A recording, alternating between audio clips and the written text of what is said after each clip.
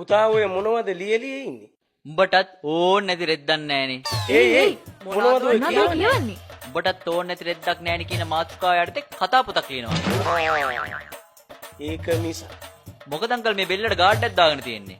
ගිය පාර කාමරේ වුණ සිද්ධිය මතක නෑ වගේනේ. ඒක තමයි ආන්ටි මම මේ බැලුවේ අංකල් කොහොමද බේරුනේ කියලා. මොකක්? නෑ නෑ අංකල් මම මේ බේරුණ හැටි දන්නේ මමනේ. හරි හරි. ඒකෙන් වැඩක් නෑ. පුතාගේ අම්මයි තාත්තයි මොනවද කරන්නේ දැන්? තාත්තා මැරුණා අංකල්. අයියෝ එහෙමද? එතකොට අම්මා මැරුණේ නෑ අංකල්. අර පිටින් ඉන්නවා. ගේ අම්මට උඩු. අයියෝ මං අහන්නේ අම්මා මොනවද කරන්නේ කියලා දැන්. පොඩ්ඩක් ඉන්න අංකල්.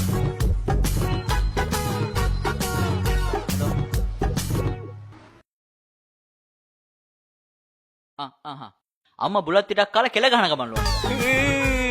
මට නම් තේරෙන්නේ නැහැ මං කොහොමද ජීවත් වෙන්නේ කියලා. ඒක තමයි අංකල් මටත් හිතා ගන්න බැරි. ආරිනෝනේ මිනිස්යාව. ඉතින් ගෙනවද පුතේ? මට වතුර චූට්ටක් දෙනවද පුතේ?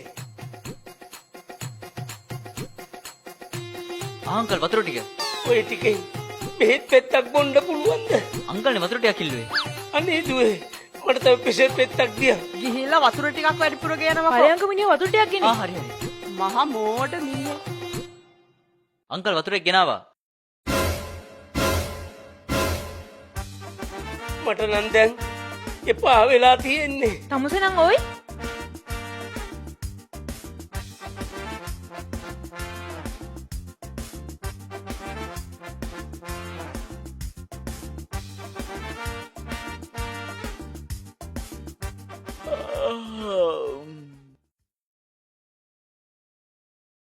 පුතාගේ මූණේ හරි මාංශි පෙනුමන්නේ තියෙන්නේ. රෑ නිදා ගන්න පරක් වුණා අංකල්.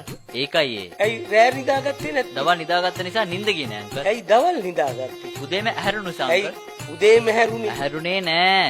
රෑ පරක් වෙලා නිින්ද ගියේ නැති නිසා උදේ වෙනකන් ඇහැරලා හිටියා. ඇයි රෑ පරක්කු උනේ? ඇයි මං කිව්වේ දවල් නිදාගත්ත කියලා? ඇයි දවල් නිදාගත්තේ? උදේ වෙනකන් නිින්ද ගියේ නැති නිසා.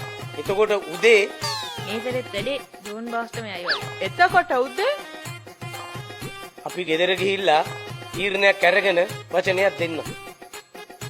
හොරගත්තේ මේ පාර